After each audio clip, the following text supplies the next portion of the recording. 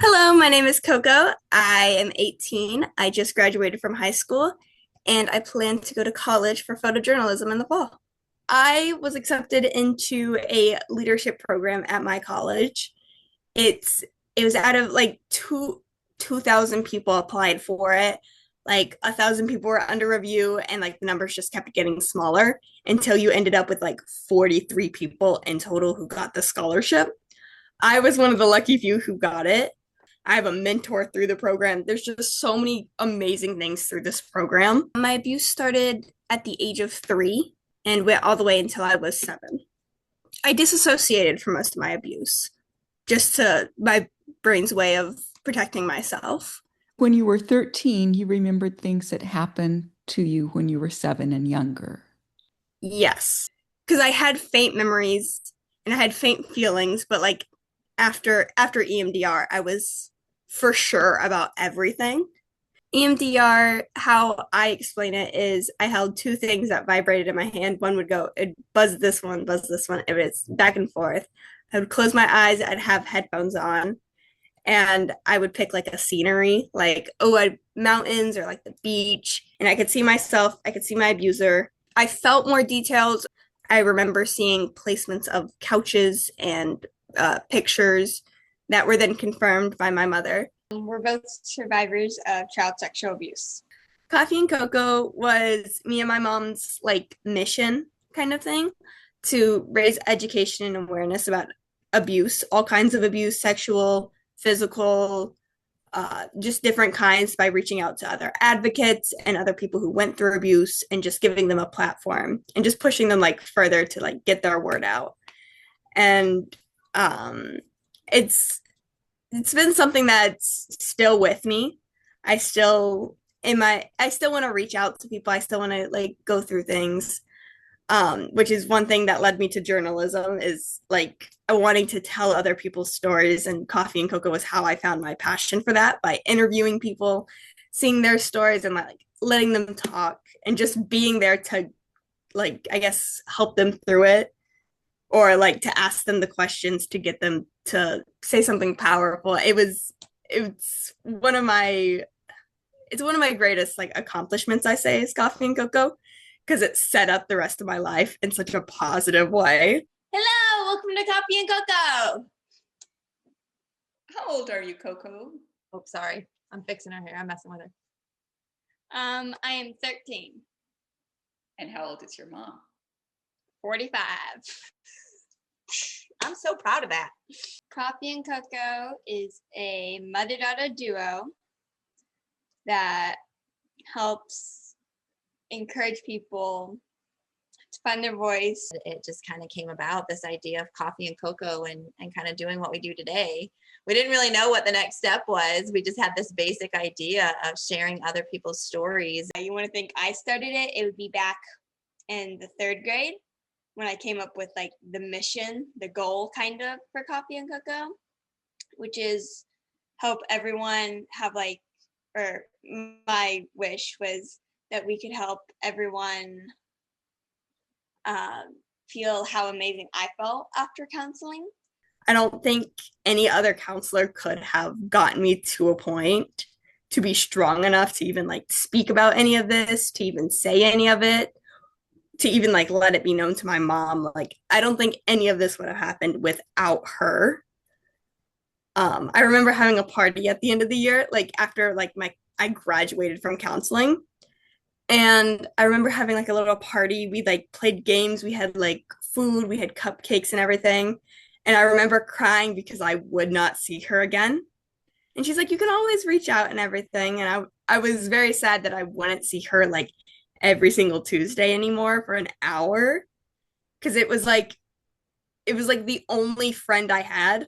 I had friends in school, but she was like the only person who felt like she understood me.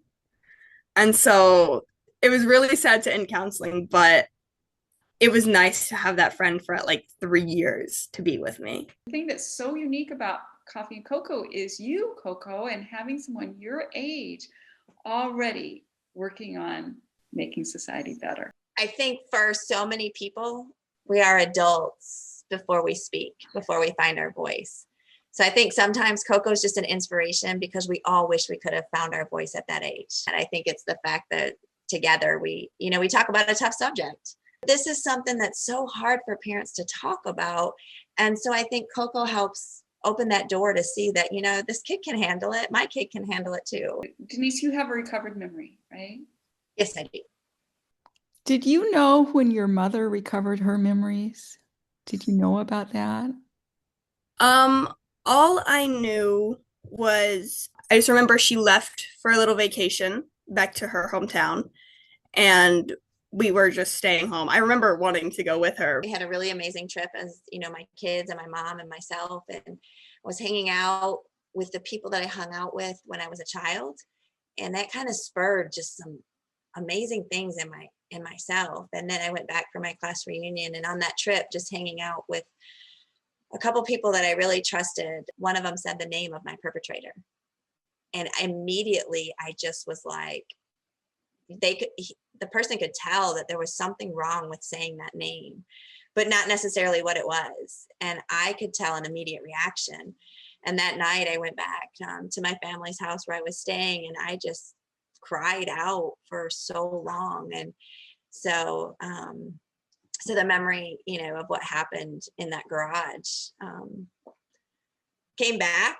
And then there was another victim with me. And so I was able to ask the other victim, like, I have this memory that came, and they were able to tell me that I was correct. And they were able to tell me a little bit more. And then I just began to move forward because at that point at 38 years old, I knew that the things we don't deal with affect us. And I knew that it was affecting me. It was affecting me being able to push my kids on my swing in the front yard. It was affecting me being a mother, being a parent, it was affecting me in ways that, I didn't want it to affect me. So I knew the only way through was through. I remember her coming back. She seemed more like happy, more like expressive. She was much more, I guess, who she is. She's more happy, more expressive, more herself. You were abused by a family member. Mm-hmm. Did your mother know what was happening? No. She decided to trust this person. Do you think it affected you not knowing your daughter was being abused? Oh, absolutely. One, I think it affected me in the choices that I made as far as who I talked to or who I trusted and things like that. I was still at that point, I was easily manipulated, easily confused.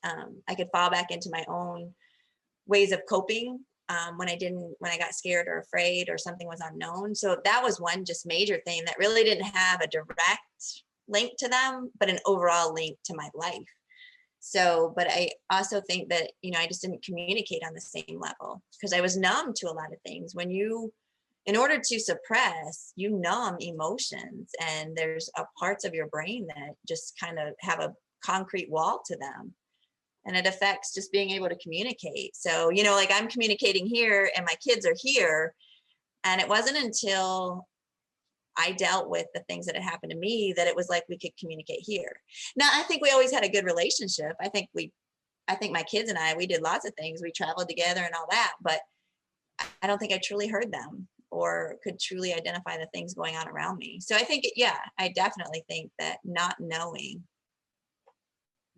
I definitely think that not knowing greatly impacted my ability to know what was happening in my own home. It wasn't too long after your mother remembered her own abuse that she was able to really look at what was going on for you. I think she really just became more aware of what it was around her and didn't just more took things into account, like, oh, this is weird. I'll keep an eye on that. Once we had moved away, my mom started to piece things together, and finally something clicked and was like, this isn't right. I should probably look a little bit more into this because my kids are not, I guess, behaving how normal kids should. They're scared for nonsensical reasons, just different things that did not add up. There's so much that continues to come out. We're like, 5, 6, 7 years into healing. I guess really 5 to an extent. 4 or 5 years. We're still into this healing, and there's still stuff that comes out. to this day, there's new stories, there's new things, there's new memories, there's new, something happens and something else comes out. And so it's not just a matter of believing the first story. I've believed every single bit of it. Like, the stuff I've had to hear, who would make that up? And what child could imagine this stuff? I didn't realize until just now that she struggled to accept that I did believe her. I understand why that was a struggle, because I can imagine the psychological thing going on in her brain, but again, it's the damage that the perpetrator did to the relationship here. I wouldn't have thought my daughter would have questioned the fact that I believed her, but I learned she did. From my point of view, it was really hard to believe and trust in anyone in that point because the perpetrator had messed up my foundation. And I was kind of iffy when she said she would believe me. I was kind of skeptical. I was like, just because of what I'd been taught that no one would believe me if I started talking about this. So in the beginning, no. But as time pressed on, I realized that she was being genuine. And Denise, when you found out Cocao had been abused, did you believe her? Oh, absolutely. There's never a doubt in my mind when my children spoke. So there was actually one of my children spoke before Cocao, and so I knew that there were things. So, but when she spoke, I mean, I've never had any reason to doubt anything she said. Cocao, does your mom believe you? Yes. I can totally tell that now. But back when it first started, there was no way I could trust her from my point of view. But had you been taught not to trust her by the perpetrator? Yes, and that she wouldn't believe anything I would say and that I was just a liar to her. So. Had you been told some other lies by the perpetrator? Oh, yeah. Threats? Threats, yes. How had you been threatened? There's one of the main ones that I remember is that I would be thrown in a fire pit if I ever told anyone. I didn't think she believed me at all. I was like led to believe that no one would believe me, that it's such like an outrageous thing. Like, this is someone I'm supposed to trust. Like it didn't, how it was like told to me, I didn't think anyone would believe me. I didn't think it happened to anyone else, so why would it happen to me? And it was also played down like it was normal, and like this was something that happens to people normally. You're just like everyone else. This happens to everyone. And so, one, it felt like there wasn't a reason to tell my mom because it wasn't something like, it was something normal. It was something that happens to like everyone. But it felt wrong to me, but I thought I was like crazy for that. But it also felt like, why would another adult believe me over another adult? And so I will say it kind of proved itself a little bit in the beginning, where my mom would like bring it up and be like, hey, did this happen? Oh, no, it didn't happen. Oh, okay. And she like took them at face value until later on. But it really didn't feel like she believed me until like court, like we started getting into like, I figured out that there was like court going on because my mom like left us in the dark because she's like, this is adult problems, we should figure it out, like only adults should know about this. And once I finally got let into the loop, I was like, oh my gosh, something is being done about it. But also like through my counselor, she kept bringing me to this counselor, someone I trusted, and just kept going back to it. And so it was between like figuring out that court was actually going on and something was being done about it, and keep being brought back to a safe space. And like, she knows what I'm talking about in there, like a little bit of what I'm talking about in there, but she's still bringing me back. And so she had to believe me on some degree to do both of these things. So that it was just like a slow progression of trust building back. And like now I trust her with like everything. So it definitely worked. And I'm so happy that we got to this point because my mom is like my best friend, other than my sister.